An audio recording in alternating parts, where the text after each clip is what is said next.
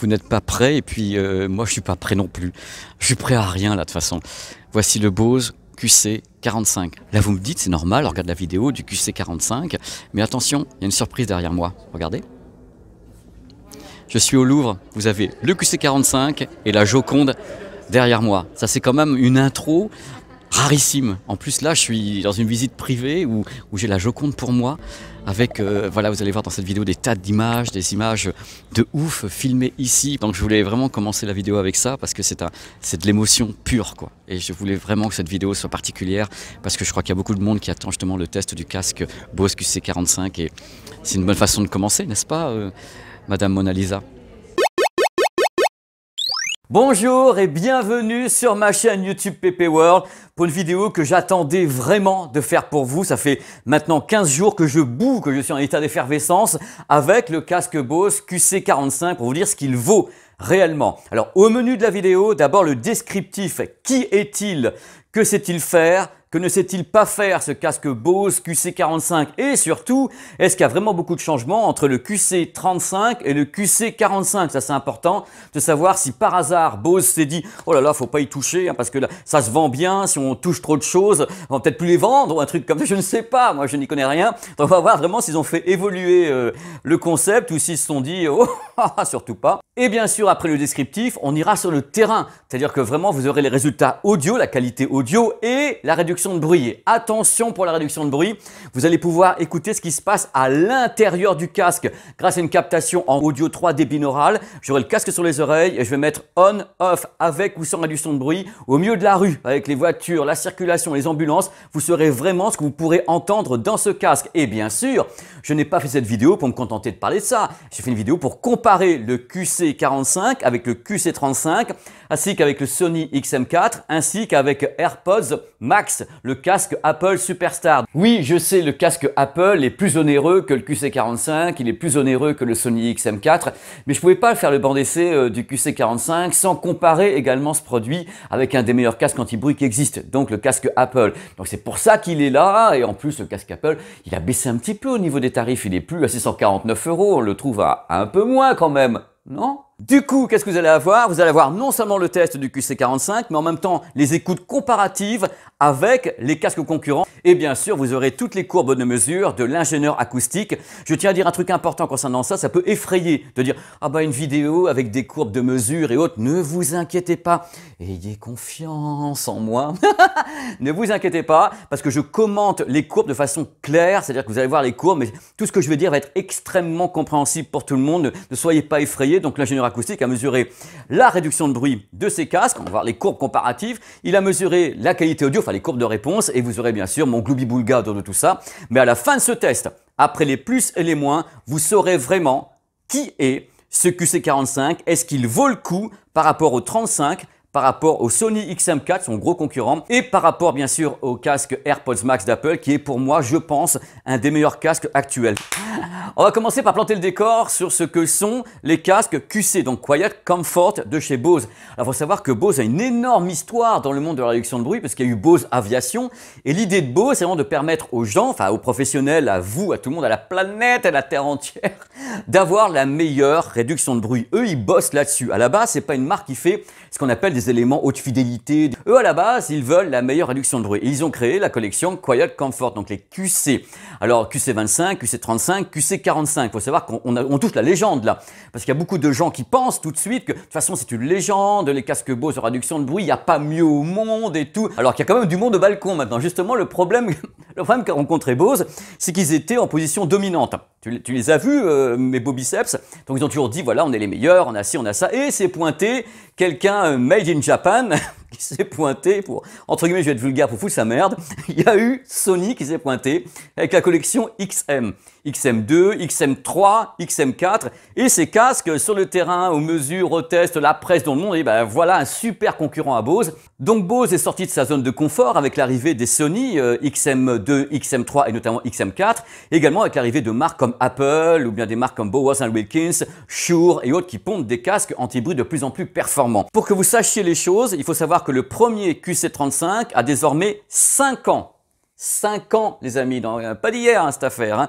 Et que la version avec les assistants vocaux, donc le QC35 2, a 3 ans. Donc ça fait 3 ans qu'à côté QC, Bose n'avait rien lancé. Par contre, ils ont lancé le 700, qui n'est pas un Coyote Comfort, qui ne se plie pas. On va en parler tout à l'heure, mais c'est un modèle à part dans les gammes et qui coûte plus cher que celui-ci. Mais attention, il y aura une surprise tout à l'heure avec le 700 justement, hein. Mort de rire. Quelle intro, vous en avez déjà marre, mais moi aussi, je rigole, je suis tellement content d'être là, vous pouvez pas savoir. Donc le QC45 reprend tout à fait le look du QC35, il n'y a pas de problème là-dessus, hein. Par contre, il est plus léger, je le trouve plus confortable. Sincèrement, bon, j'ai pas beaucoup de cheveux, vous le savez très très bien, mais moi ça m'a pas fait mal de porter le casque longtemps, hein. Je l'ai porté longtemps pour faire tous ces tests, et sincèrement, j'étais très très bien. Il n'est pas tranchant sur le haut, il est très sympa. Donc c'est un casque qui est encore un tout petit peu peaufiné côté confort, on est vachement bien avec, il n'y a pas de problème là-dessus. Avant que je continue, sachez une chose super importante, Bose ne communique pas sur les données techniques de ces casques. C'est-à-dire si je demande à Bose, alors qu'est-ce que vous avez fait dedans, la bande passante, les drivers, l'électronique, ils vont me dire, bah, écoutez, c'est très très bien, nous on sait qu'on fonctionne bien, on est les meilleurs.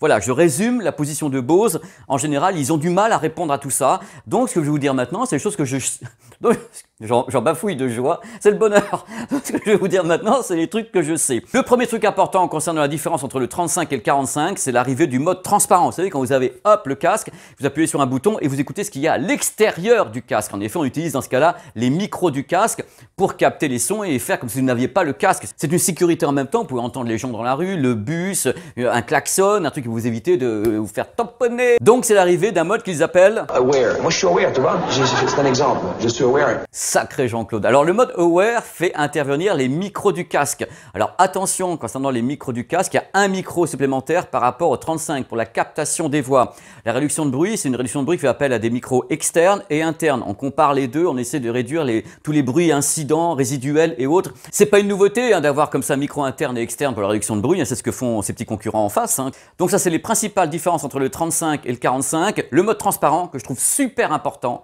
ainsi qu'un micro complémentaire pour avoir une meilleure captation des voix et certainement une meilleure réduction de bruit doit être utilisé également, même si en effet Bose ne communique pas là-dessus. Alors des trucs maintenant qu'il faut savoir qui sont extrêmement importants. Le Bluetooth, on parlait du Bluetooth. Alors le Bluetooth, ça n'a pas évolué sur les codecs Bluetooth basiques, c'est-à-dire AAC et SBC. Je vous l'ai dit dans l'introduction, Bose n'est pas une marque qui fait de la haute fidélité à la japonaise comme peut faire justement Sony avec le XM4. Apple ne fait pas ça non plus, hein. Ils ont des codecs basiques. Ce ne sont pas des marques dites de haute fidélité, ce qu'on appelle la hi-fi. Donc on a déjà des drivers qui s'arrêtent à 20 000 Hz. On ne dépasse pas. C'est pas entre guillemets compatible, plein de guillemets, hein. C'est pas compatible ni certifié iRes 24 bits ni quoi que ce soit. Là c'est vraiment du plug and play qu'on veut de la meilleure qualité possible. J'insiste là-dessus, c'est très important. Quand vous avez, c'est ça. Quand vous avez le Bose QC45, vous avez deux choix. Soit le choix du mode transparent, soit le choix d'une réduction de bruit active, mais qui est automatique. Vous ne sélectionnez rien dans la réduction de bruit. Vous n'avez pas de mode en disant est-ce que tu veux annuler le bruit des voix humaines, est-ce que tu veux annuler le bruit du train ou des trucs comme ça. Ça, c'est ce que propose Sony avec le XM4 qui, lui,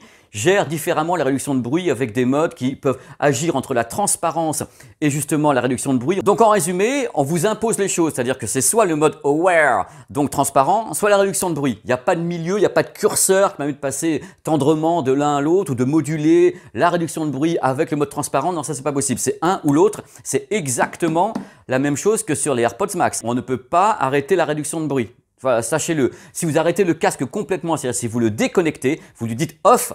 Dans ce cas-là, il est en mode passif et vous branchez le câble. Et quand vous branchez le câble, le son est pourri. Mais c'est vrai, on sent tout de suite que le QC45 comme le QC35 a été parfaitement conçu pour fonctionner avec son électronique. C'est-à-dire si vous le mettez en mode passif, on peut le faire, hein, vous branchez le câble, vous avez un baladeur, moi je l'ai fait 15 fois pour les essais, le baladeur, le câble. D'ailleurs le câble, on va en reparler, hein, c'est encore une des seules marques qui a un câble avec mini jack 3,5 mm et mini jack en 2,5 mm, hein, c'est presque un câble propriétaire. Alors que les autres marques ne font pas ça du tout. Le casque, je ne vous conseille pas de l'utiliser en passif. Connectez-le en Bluetooth. Il faut savoir que le Bluetooth est en 5.1, il a une très bonne stabilité, il s'appaire très facilement sur iOS et Android, nous on a essayé avec les deux, ça marche très très bien, il lâche à peu près au bout de 7-8 mètres ou 9 mètres en appartement, mais ça tient vachement bien, j'ai pas eu de rupture entre guillemets de faisceau. Toujours dans le côté pratique avec ce casque, enfin l'arrivée, et c'est normal quand même, d'un port USB type C attention, quand vous rechargez le casque, vous ne pouvez pas l'utiliser. C'est-à-dire que vous branchez, même si vous êtes en analogique, vous mettez, pluguez, le casque il s'arrête. C'est terminé, vous ne pouvez pas l'utiliser. Autre truc qui m'a un peu gêné, c'est qu'on ne peut pas utiliser ce casque avec de l'USB audio. C'est-à-dire que si vous avez le câble USB, il n'est que pour la recharge, il n'est pas pour le transfert audio. Il y a bien sûr une application pour gérer tout ça. Là, je mets la main sur ces deux-là exprès. Je suis vicieux, il y a des jours comme ça, je me tuerais. Donc alors, l'application c'est Spartiate. Même chose, dans l'application, vous n'allez pas très loin. Hein. C'est-à-dire, cherchez pas des tas de réglages et autres. Alors, si vous voulez jouer de l'égaliseur, c'est pas avec l'application du QC45. Il n'y a pas d'égaliseur avec cette application. Par contre, et là je vous arrête, si vous avez le Bose 700 qui n'est pas un QC, le Bose 700, vous avez l'application avec des réglages. Vous avez l'égaliseur, vous avez 11 modes de réglage de la réduction de bruit. C'est totalement différent. Ça, j'ai du mal à comprendre d'ailleurs pourquoi en lançant un produit pareil à 350 €, on lui a pas mis tous les réglages possibles du Bose 700. Je suis un petit peu en train de m'énerver déjà parce que si Bose est capable de mettre tout ça sur un produit qui est donc le 700 chez eux, pourquoi est-ce qu'ils n'ont pas mis ça sur le QC45, un nouveau produit? Ils disent c'est le fer de lance, est-ce qu'on fait de mieux et tout. Et un petit peu de cohérence les gars. Je veux dire, mettez tout ça sur l'application, ça m'a vraiment beaucoup gêné.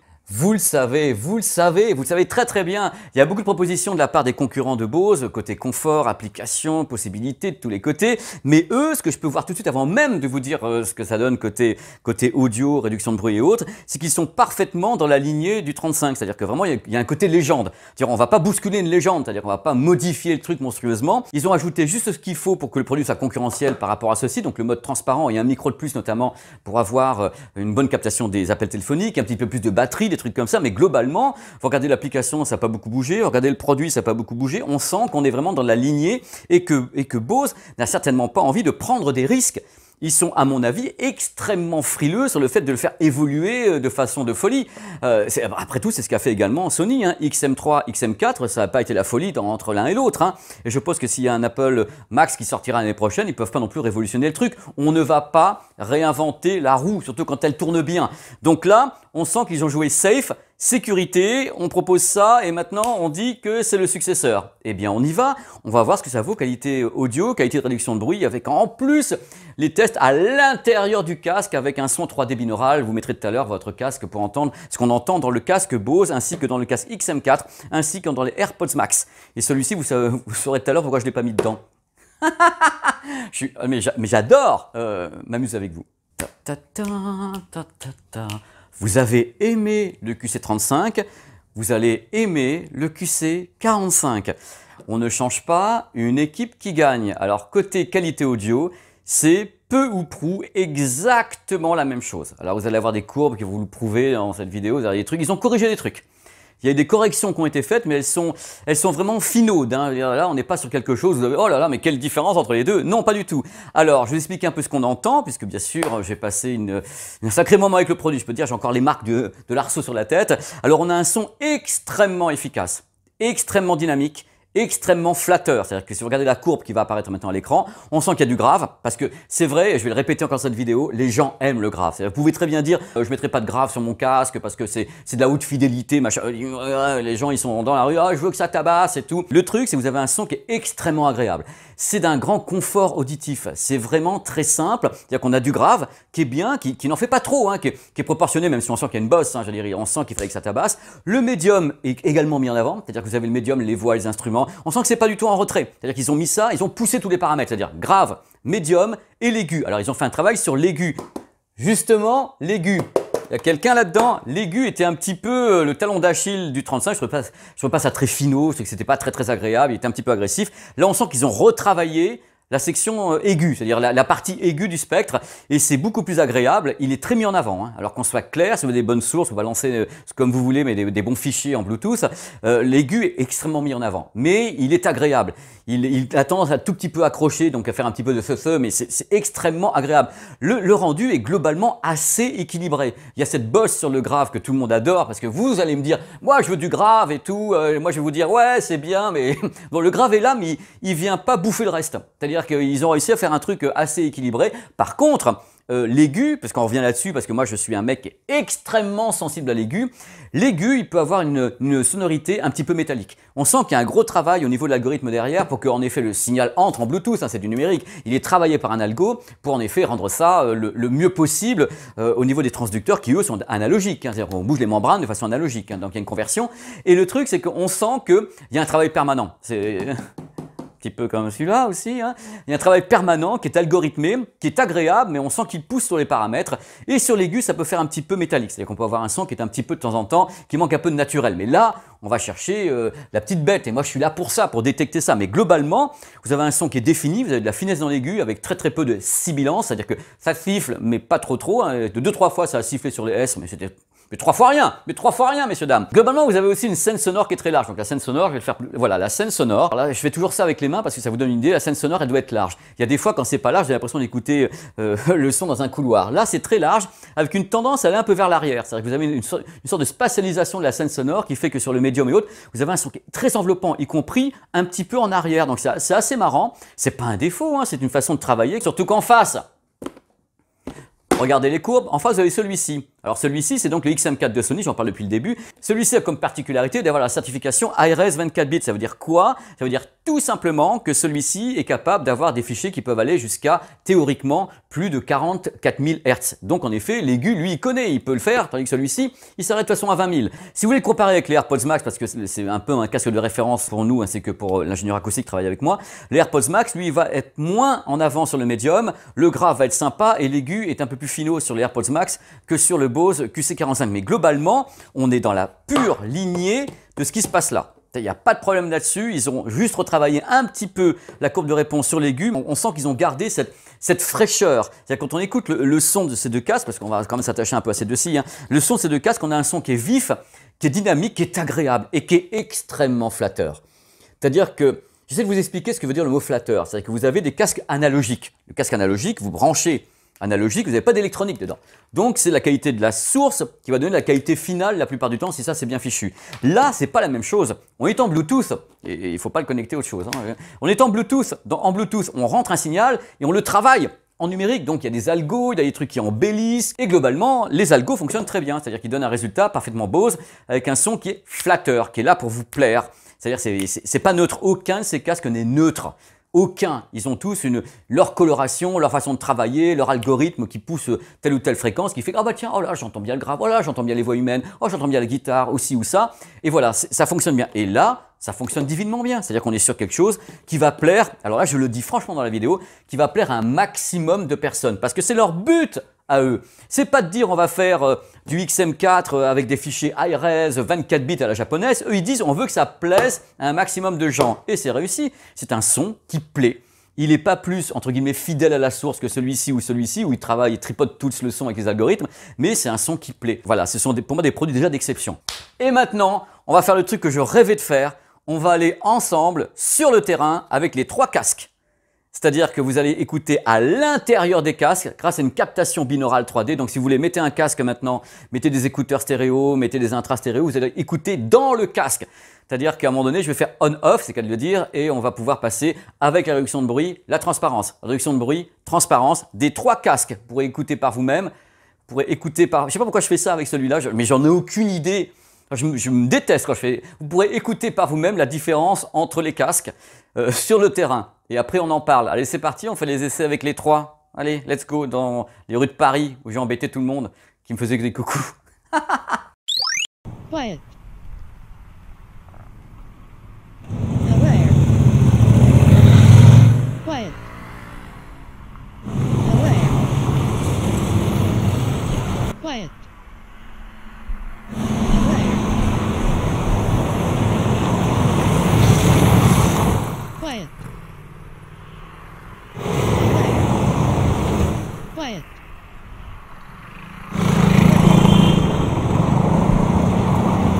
Quiet.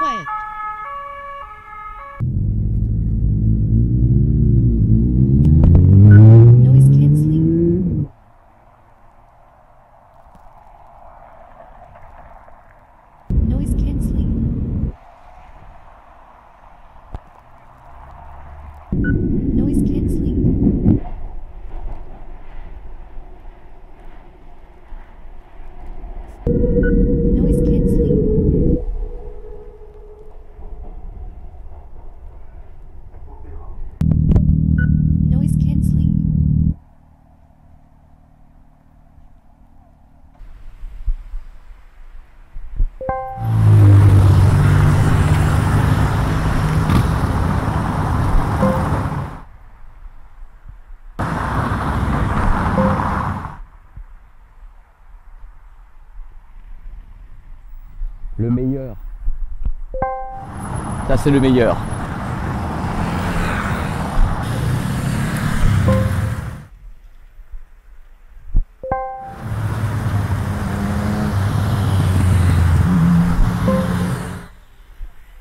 J'espère que ça vous a plu. Dans tous les cas, cette petite séquence sur le terrain, on va résumer les choses.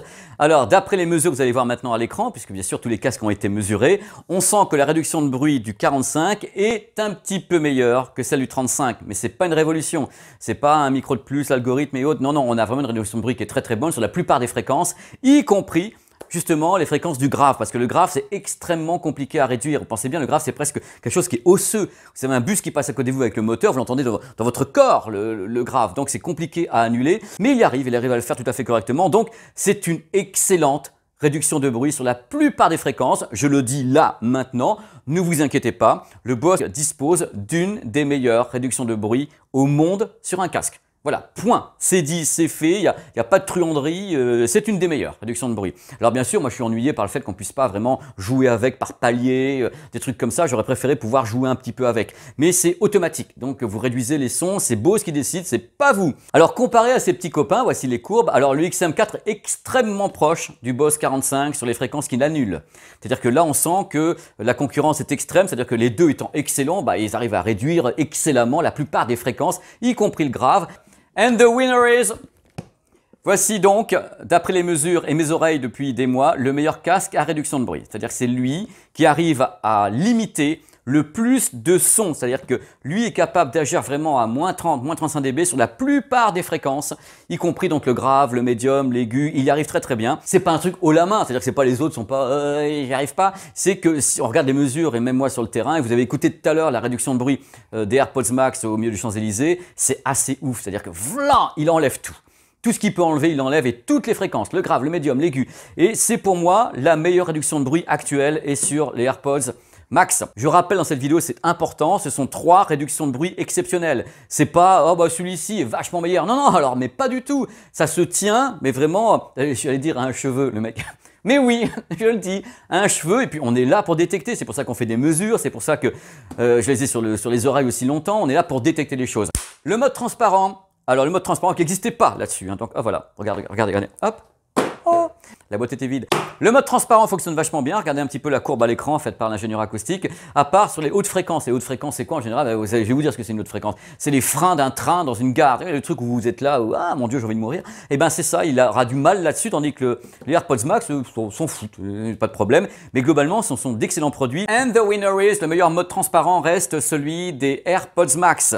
Voilà, 649 €, donc il y a aussi des raisons, mais c'est le meilleur mode transparent. C'est comme s'il n'y avait pas de casque du tout. Je veux dire, toutes les fréquences passent de façon directe. C'est assez ouf. Mais derrière, vous avez ces deux petits bestiaux qui, quand même, se tirent bien la bourre depuis le début. Hein. C'est qu'on est vraiment sur... On sent que... Je ne sais pas ce qu'ils ont voulu faire, mais je pense que Bose a dit c'est celui-ci. Hein. C'est pas celui-là. Hein. Des appels téléphoniques. On me dit toujours, oui, t'en parles pas. Des appels téléphoniques dans tes vidéos, t'es un méchant et tout. C'est faux.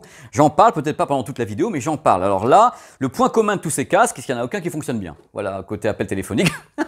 En plus, c'est un peu vrai. Hein. Je veux pas être méchant, mais globalement, c'est très compliqué d'arriver à annuler du bruit pendant que tu parles et tout, le bruit de la gare, le train, les gosses qui gueulent. Donc, ouais, c'est très compliqué. Donc, je peux vous dire que d'après les mesures et mes oreilles, la captation des voix aux appels téléphoniques est meilleure sur le 45 que sur le 35. Mais attention, ça se tient aussi à un cheveu. Hein. Mais globalement, tous les casques qui sont ici, y compris le AirPods Max et XM4, globalement, s'il y a du bruit autour de vous, quand j'entends du bruit, hein, c'est-à-dire une gare avec des gens qui parlent de tous les côtés, des annonces, ou bien dans la rue avec un bus qui passe, c'est très compliqué puisqu'il doit capter votre voix sans avoir le reste. Donc c'est l'algorithme qui bosse derrière. On sent que ça se perd un peu. Hein. C'est-à-dire si vous avez du bruit autour, vous allez être intelligible, mais avec modération. Certaines fréquences vont passer, d'autres vont pas passer. Donc ça reste faillible. Mais là, c'est meilleur que sur le 35. Aux mesures, ça n'a pas fait un pli. Il est meilleur. Le micro complémentaire, parce qu'ils ont rajouté un micro quand même. Il ne faudrait pas que ce soit pour rien non plus, tandis que vous le payez. Donc voilà. Vous avez tenu, ou bien vous avez pris la vidéo en plein milieu, bande de petits méchants.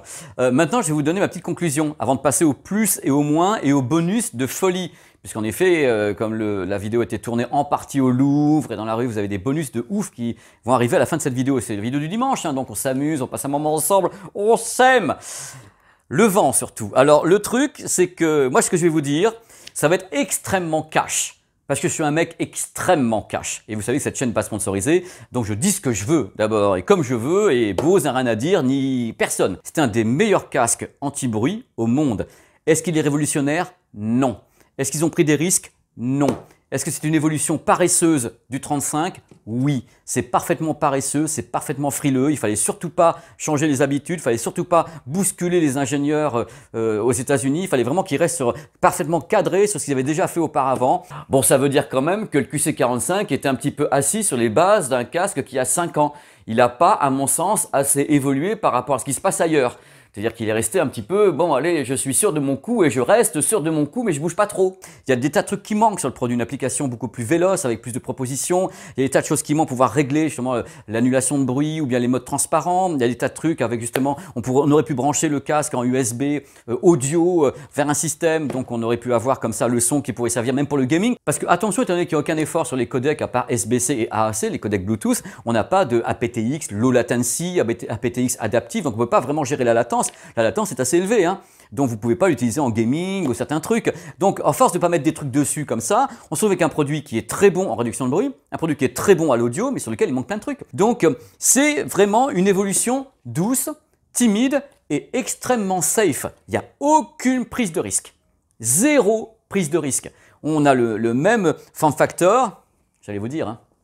Dans le zéro prise de risque, il se pose là. Hein. Entre le XM3 et le XM4, la prise de risque, elle est extrêmement légère. Le problème est tout simple, les amis. Quand on a des produits qui sont à ce point des best-sellers, qui sont à ce point aimés par le public, dès qu'on bouge, j'allais dire encore un cheveu, est-ce qu'on risque pas de perdre les gens? Et ce que voulait pas Bose, c'est perdre les gens. Donc ils ont fait un produit parfaitement rangé. Il rentre dans les cases, il va nulle part ailleurs. C'est-à-dire que c'est du plug and play. C'est en effet un des meilleurs casques anti-bruit au monde. Qu'on soit clair sur ce point. Mais le truc le plus frustrant, c'est d'avoir le 700 qui est en face, qui est un casque Bose, que j'avais testé sur la chaîne déjà il y a 2 ans, et le 700 donne d'autres possibilités techniques. Il donne la possibilité de réglage, d'avoir des paliers sur la réduction de bruit, un égaliseur, des tas de trucs comme ça. J'ai dit, oh, c'est excellent techniquement, mais ça manque d'audace. Ça manque d'audace. Et moi, j'aime quand il y a de l'audace. J'aime qu'on me ponde des applications de folie qui m'aident de tout gérer. Parce qu'attention, je vais vous résumer les choses. Et ça sera avant les plus et les moins. Voici le casque type, c'est lequel? Le 4. Voici le casque type pour les geeks.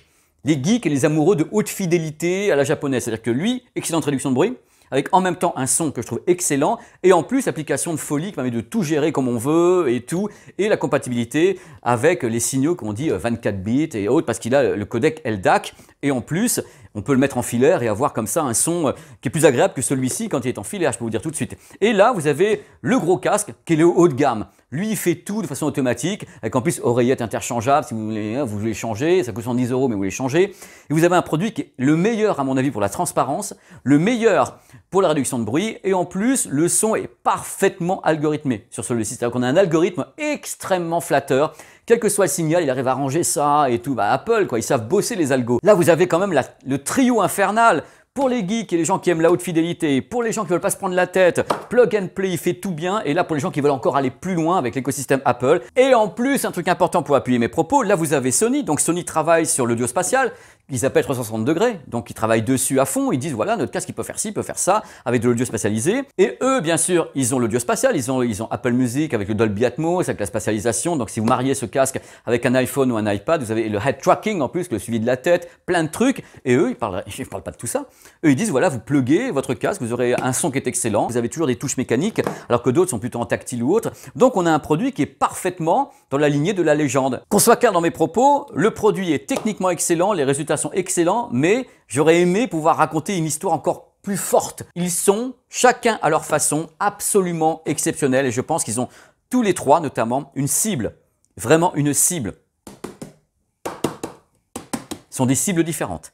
Mais, bon sang, qu'est-ce que ça fait du bien de pouvoir vous parler de ces casques-là tous en même temps sur la table et d'avoir pu les tester. Et celui-ci, ça fait 1 an que j'ai sur les oreilles et celui-ci aussi. Donc, je suis extrêmement heureux. C'est ce que je voulais faire dans cette vidéo. Il y a beaucoup de blabla. Les gens diront ouais, tu fais du blabla et autres. Mais il fallait que j'exprime. Et j'avais tellement envie de vous parler de tout ça que c'est de la folie, quoi. Donc maintenant, on va passer au plus et au moins. Et attention au plus et au moins. Vous avez des trucs que j'ai pas forcément dit dans la vidéo. Il y a un truc qui sort de résumé avec des petits trucs en plus. Voici les plus et les moins. Et croyez-moi, la liste des moins, elle est comme ça. La liste des plus, elle est comme ça. Et tout va bien, on y va. Une valeur sûre qui rassure. Un casque qui plaira à tous les amoureux des non-prises de tête. Plug and play. Prenez pas la tête. Super confortable, super léger, je l'ai vraiment eu, ça m'a pas fait mal au cuir chevelu, ce que j'ai quoi. Excellente réduction de bruit sur la plupart des fréquences. C'est vraiment un excellent casque anti-bruit. Une signature sonore qui est riche, flatteuse et dynamique. Vous avez du grave, vous avez du médium, vous avez de l'aigu. Ce qui manquait un petit peu sur le QC35 sur le côté aigu, il est là, il est là. Il se plie. Contrairement au 700 de Bose, celui-ci se plie, vous avez la boîte et tout. Normal, c'est vraiment le casque de voyage. L'application, elle est basique, mais elle plaira à la plupart des gens également, parce que c'est un truc où tu ne prends pas la tête, il n'y a pas d'égaliseur, il n'y a rien du tout, c'est hop, t'envoies, c'est parti. Et en plus, vous avez des commentaires en français à l'intérieur, vous pouvez sélectionner et hop, ça peut être Frenchy. Autonomie correcte, c'est pas la folie, hein, mais je suis monté à 22-23 heures, donc c'est bien. L'arrivée du mode transparent, il fallait, hein, parce que je crois qu'en face, il y a du monde qui le fait également, donc il ne pouvait pas ne pas le faire. Le port USB type C, fallait aussi là. Hein. Une très belle fabrication, c'est un produit qui est très plastique, mais c'est très soigné. On sent qu'il y a du boulot derrière. Si vous le souhaitez, il peut y avoir du volume audio, hein, suivant la source. Vous pouvez vraiment avoir un son qui est très fort. Faites gaffe. Hein. Donc il y a de la patate. C'est la dynamique et la patate. Le prix, je sais pas, je rêvais un petit peu, 299, voilà, pour essayer de, entre guillemets, faire la nique aux autres. Une évolution extrêmement paresseuse du QC35. Voilà, on ne change pas une équipe qui gagne, donc là on touche à rien ou presque, on essaye de... Oh là là, surtout que ça ne perde pas les gens. Je mets directement les pieds dans le plat. Je pense que pour justifier l'existence du Bose 700 dans la gamme, donc un casque haut de gamme qui fait plein de choses, eh bien le QC45 est resté un petit peu dans le passé. C'est-à-dire c'est un casque qui est resté avec le concept du modèle d'il y a 3, 4, 5 ans et on l'a fait évoluer par petites touches, mais globalement il n'a pas mis la gomme. Parce que justement, il y a le 700 qui est en face. Et pour moi, je pense que c'est une erreur. Et en effet, il n'y a pas de fossé entre le 35 et le 45, de même qu'il n'y a pas de fossé entre le XM4 de Sony et le XM3. Aucun codec audio haut débit. Je pense que Bose s'en fout complètement. Et je pense que quelque part, s'ils s'en foutent complètement, c'est qu'ils ont fait des enquêtes consommateurs et que le public s'en fout complètement aussi. Donc ils sont restés avec les codecs basiques SBC et AAC, comme lui. Le grave peut devenir un tout petit peu envahissant, c'est vous qui voyez, hein, mais s'il y a un problème, vous allez sur Android ou iOS, dans les menus d'Android et iOS pour moduler ça. Parce que sur l'application du QC45, il n'y a pas d'égaliseur. Pas de connexion audio possible avec l'USB type C sur un PC ou ailleurs, c'est-à-dire que ça ne peut pas être utilisé comme un accessoire externe d'un PC. L'application est quand même incomplète, mais est-ce que c'est pas exactement ce que les gens veulent? C'est-à-dire un truc droit au but. Voilà, plug and play. Ma frustration de voir qu'un égaliseur et un réglage de la réduction de bruit sur le Bose 700 et que là, ça n'a pas suivi. Comme sur celui-ci, vous n'avez le choix qu'entre le mode transparent et la réduction de bruit numérique. C'est-à-dire que vous pouvez bien sûr arrêter la réduction de bruit numérique et le mode transparent en éteignant le casque. Si vous éteignez le casque, vous n'avez plus d'électronique à bord et le son est quand même pas terrible en analogique filaire. Un truc qui a tendance à m'énerver un petit peu, c'est que Bose persiste avec ce câble. Ce câble qui est mini jack, 3,5 mm et 2,5 mm. C'est pas le câble le plus classique qu'on peut trouver. Aucun fonctionnement du casque lors de la recharge, même en analogique. Hein, même si vous branchez le câble pour écouter, vous mettez hop, vous rechargez le casque, tout s'arrête. Captation assez moyenne des voix dans les milieux bruyants. Alors là, j'ai rien à dire sur les autres, c'est à peu près la même chose partout, sur ceux qui sont là. Un truc que j'ai remarqué, c'est quand vous écoutez en Bluetooth, bah, vous l'enlevez et ça se met pas en pause. Ou alors j'ai pas réglé un truc. Hein. Mais j'ai pas réussi à trouver le bouton. Et ça peut m'arriver, ça, mais je ne sais pas tout. Hein. C'est ma caractéristique de base dans ces vidéos. Étant donné que Bose ne veut pas entendre parler de Qualcomm, aptX, machin truc, bah, ils n'ont pas le Bluetooth aptX low latency ou bien le Bluetooth aptX adaptive, donc ce qui fait qu'il y a quand même une latence. Voilà. Maintenant, on va passer à la conclusion. Et pour la conclusion, on va aller faire un petit tour du côté du Louvre. Vous savez, l'autre show au milieu de la Joconde là-bas. Voilà, c'est la fin de cette vidéo. J'ai été mais vraiment tellement heureux de la faire. En plus, ici, d'avoir l'occasion de pouvoir faire des séquences tournées en privatif ici au Louvre. D'ailleurs, merci aux équipes de Samsung, car c'est grâce à ces équipes que j'ai pu venir ici donc pour le lancement de The Frame. Voilà, n'hésitez pas, je vous montre un petit peu tout ça, quand même c'est de la folie, je vais parler en off. N'hésitez pas à vous balader sur la chaîne, il y a plein de vidéos qui vous attendent dans des coins extraordinaires. J'espère dans peu de temps recommencer à voyager un petit peu, puisque ça se libère un petit peu également du côté des frontières avec les États-Unis, pas l'Asie encore, hein, les États-Unis. Donc il y a des choses de prévues, j'espère pouvoir vous faire voyager à nouveau avec moi, mais en tous les cas, dans cette vidéo, j'ai également essayé de vous faire voyager en vous amenant au Louvre, en se baladant dans la rue, en faisant des tas de trucs. J'ai essayé de tout donner. Et je suis un peu ému, il ne faut pas m'en vouloir, parce que tourner ici, c'est quand même quelque chose d'absolument fou, quoi. Parce que il y a de l'émotion, c'est tellement beau, c'est tellement fort ce qu'on voit ici au Louvre qu'on ne peut pas tourner et être de marbre. Moi, j'ai les larmes aux yeux depuis tout à l'heure devant la beauté et de l'endroit et des œuvres présentées, la Joconde tout à l'heure. Et voilà, je suis extrêmement ému. Donc merci d'avoir regardé cette vidéo et c'est avec un plaisir que je vous retrouve très vite. Il y a des tests de prévus. Excusez-moi, suis un peu ému. Test de prévu sur les téléviseurs. Et barre de son Sonos, c'est tourné en plus, donc il faut les monter maintenant. Et à très vite. À très vite sur la chaîne. C'est pas facile. Et voilà, nous sommes au musée du Louvre. Et voici le Bose QC45. Et voici Jojol. mon Jojol. Et voici Quentin. JB. Et j'ai failli déclarer, lancer l'alarme. Ouais. Jojolito qui prend sa pose favorite. La pose du mec. Faire l'amour à ta Alors, caméra. fais l'amour à ta caméra. On va donc pénétrer tout à l'heure dans le Louvre, avoir une petite visite comme ça, privative en plus, certaines parties du Louvre, hein, parce qu'il paraît qu'il faut des jours, voire des semaines pour le visiter entièrement. Donc Samsung a planté ses The Frame dans le Louvre. Le monde entier nous envie. Je vous l'offre parce que c'est en même temps presque des bonus, tellement c'est magique. C'est absolument magique. J'ai beau vivre ici en tant que provincial et être tout le temps en train de me balader dans Paris, ça reste un moment assez exceptionnel de pouvoir voir ça. Il y a des gens qui viennent du monde entier pour voir cet endroit et je les comprends. En plus, on a un coucher de soleil absolument magnifique. Là, c'est très très beau.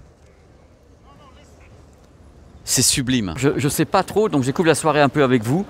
Et je sais qu'il y a une partie de visite de certaines portions, enfin parties du Louvre. Par contre, le masque sera obligatoire. Donc vous me verrez avec le masque. Je vais en même temps essayer de faire des images pour le test du QC45 de Bose, parce que je trouve que c'est tellement bien de pouvoir avoir le Louvre un peu à soi comme ça pour faire des images, pour des tests produits.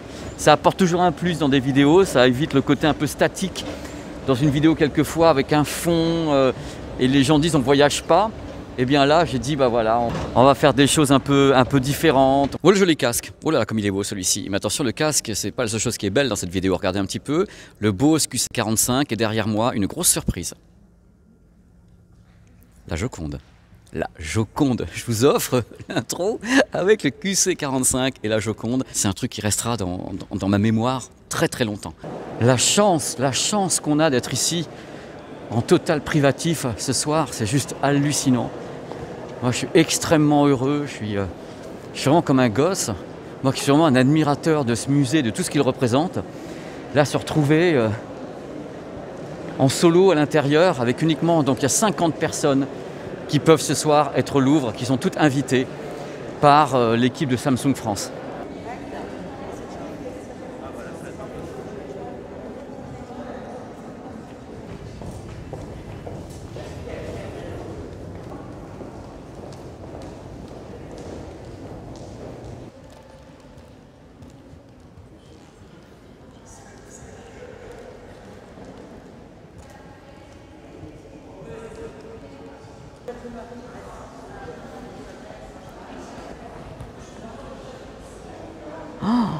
Oh,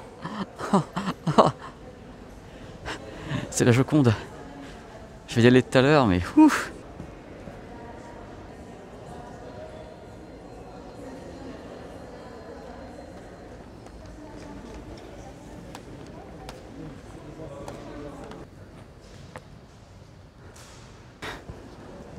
C'est de la folie, j'y crois pas d'être là. Ah, oh super. Alors là j'ai le mode transparent, j'entends tout.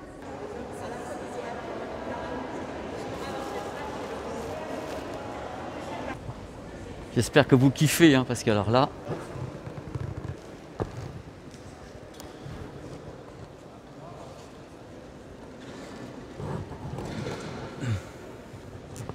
Voilà The Frame, donc c'est un élément naturel quand même, hein, au Louvre. Il y a une idée, là vraiment il y a le côté art et tout, c'est merveilleux. Si vous voulez voir un truc impressionnant et assez rare, c'est ici que ça se passe. Regardez.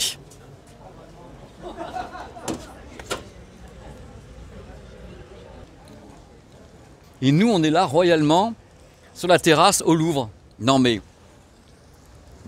what quoi? Mais what? C'est tellement... Ah là là, j'en peux plus. Vous devez dire en regardant cette vidéo, mais il est fou. Mais oui en même temps. Mais regardez.